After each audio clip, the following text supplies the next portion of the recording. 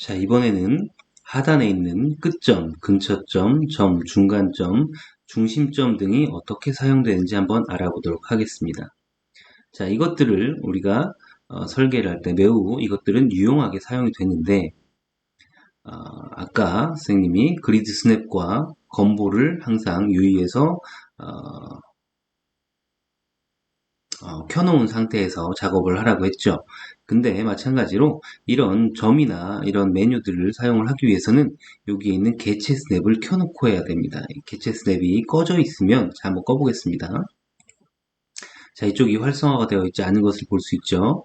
꺼져 있으면 이 점들을 우리가 활용을 할 수가 없습니다. 그래서 점을 활용하기 위해서 우리는 개체 스냅도 항상 켜놓고 작업을 하면 되겠습니다. 자, 개체 스냅을 켜고, 자, 여기에다가 선생님이 점을 몇 개를 찍고 선을 몇 개를 그리고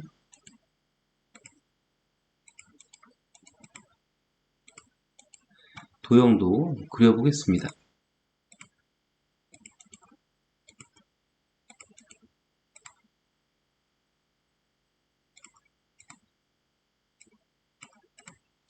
자, 이 상태에서 자, 이 점들은 어떤 역할을 하는지 한번 알아보도록 하겠습니다. 자, 먼저 이 끝점이라는 메뉴가 어떻게 사용되는지 한번 볼게요. 자, 이 점을 선생님이 약간 옮겨 놓겠습니다. 0.5 정도 우측으로 옮겨 놓고 개체 스냅을 끄고 끈 상태에서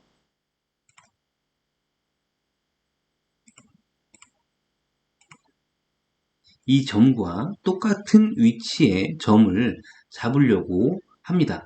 이 점에다가 또 하나 뭔가를 점을 찍거나 또는 이 점부터 시작하는 어떤 직선을 그리고자 할 때 지금 그리드 스냅이 켜있기 때문에 이 점을 잡을 수가 없어요. 왜? 아까 선생님이 얘기했죠? 그리드 스냅이 켜져 있는 상태에서는 점과 그 다음 점, 그리드 위에서만 움직인다고 했죠. 그러니까 그리드 사이에 있는 이 점은 클릭할 수가 없어요. 그리드 스냅을 끈다고 해도 꺼도 이 점이 어디 있는지를 인식을 할 수가 없어요. 그래서 이 점과 똑같은 위치를 내가 찾을 수가 없단 말입니다. 이렇게 보면은 똑같은 것 같지만 정확히 똑같이 이것을 찾는 것은 쉬운 일이 아닙니다. 그때 우리가 개체 스텝을 켜놓으면 자, 이쪽에 점이라는 게 체크가 되어 있죠. 이게 체크가 되어 있으면 이 주변을 지나가다가도 점을 만나면 이 점을 인식을 해서 찾습니다. 자, 보세요. 자, 그리드만 따라가다가도 이 점 옆을 지나가면 점이네 하고 인식을 합니다. 그래서 점을 찍을 수가 있습니다. 다시 점을 찍을 수가 있죠.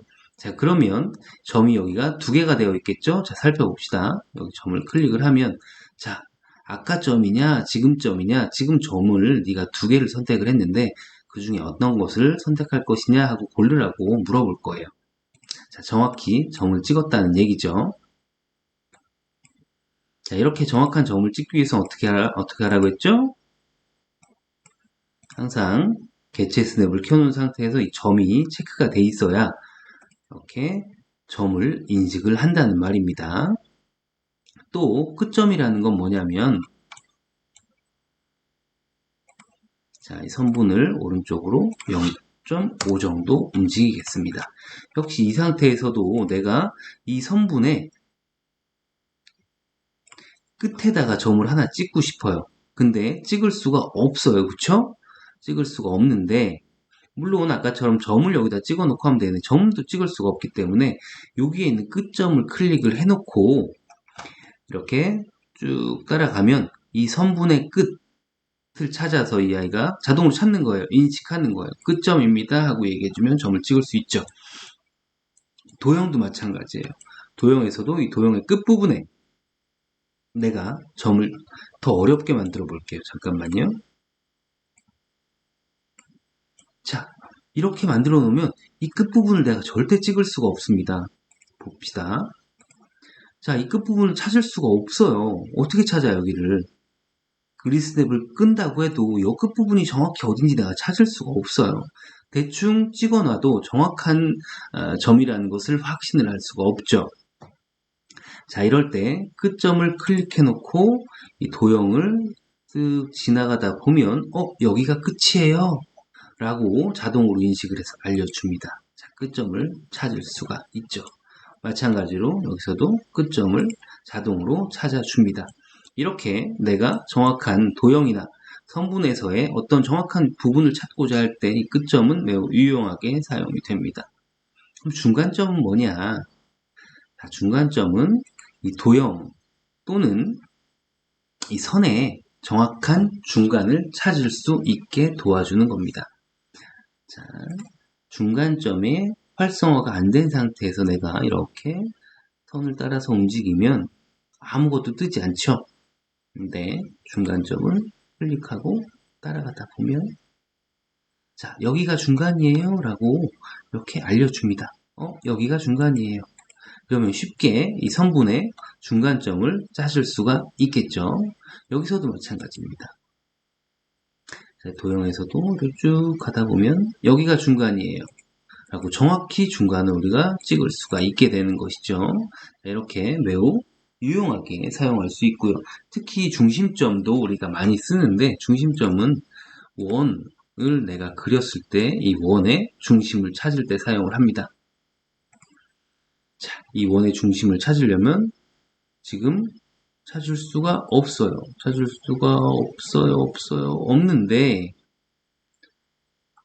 없는데 여기 중심점에 체크를 딱 하고 원 근처에 마우스의 커서가 가면 이렇게 중심점이라고 떠요. 이때 그냥 좌클릭 한번 하면 정확히 이 원의 중심을 찾을 수가 있죠. 이렇게 찾고 나면 이것과 같은 중심점을 갖는 원들을 쉽게 그릴 수가 있게 되는 거죠.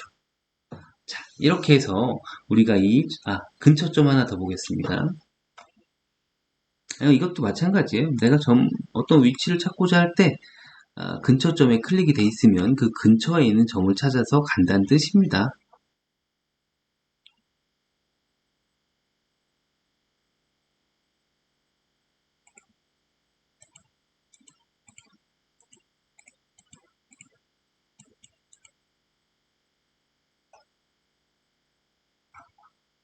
아닌 것 같은데. 근처점은 다음에 다시 알려주도록 하죠.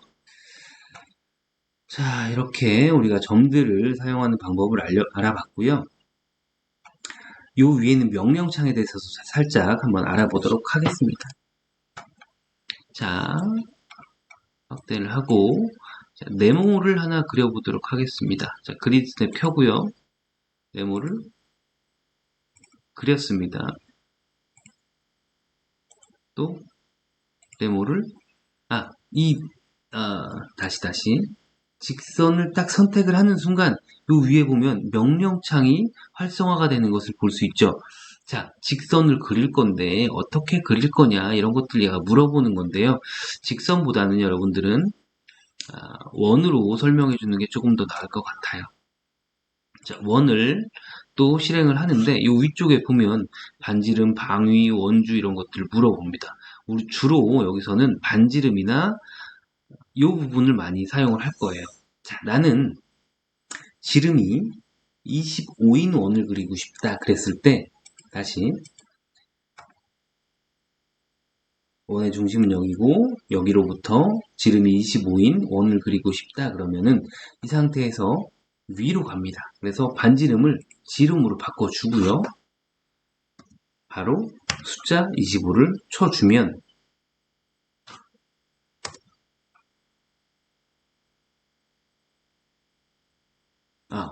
반지름이 25인 게 됐네요.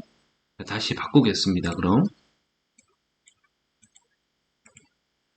오랜만에 하니까 조금 헷갈리는데 자, 지금은 반지름 여기 보면 지금 반지름이 25인 원을 그릴 거야 라고 되어 있는데 아니야, 난 지름이 25인 원을 그릴 거야 이렇게 바꿔줄 수가 있죠.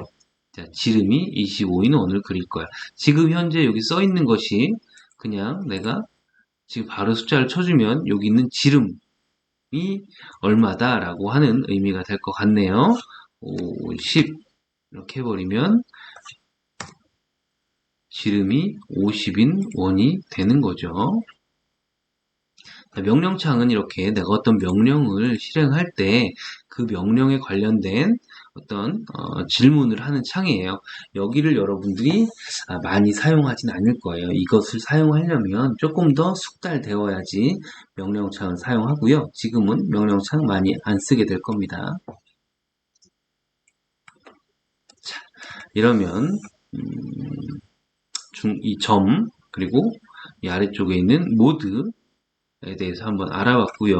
명령창에 대해서도 알아봤습니다.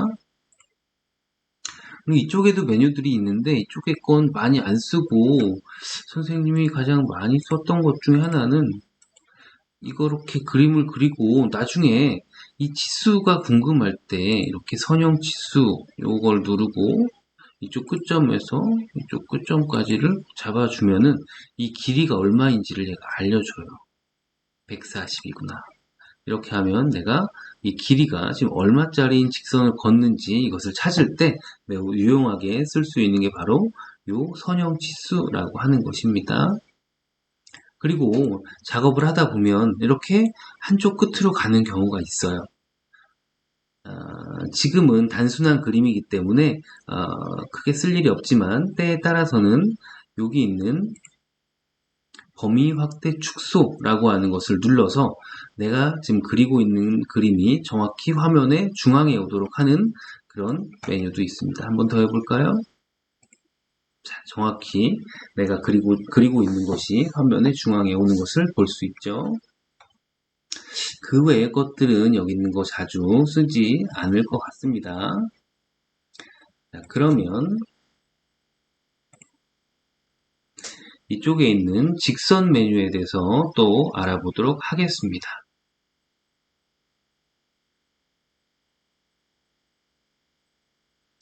다음 시간에는 여기에 있는 직선 메뉴 몇 개를 알아보는 시간을 갖도록 하겠습니다. 이번 시간은 여기까지.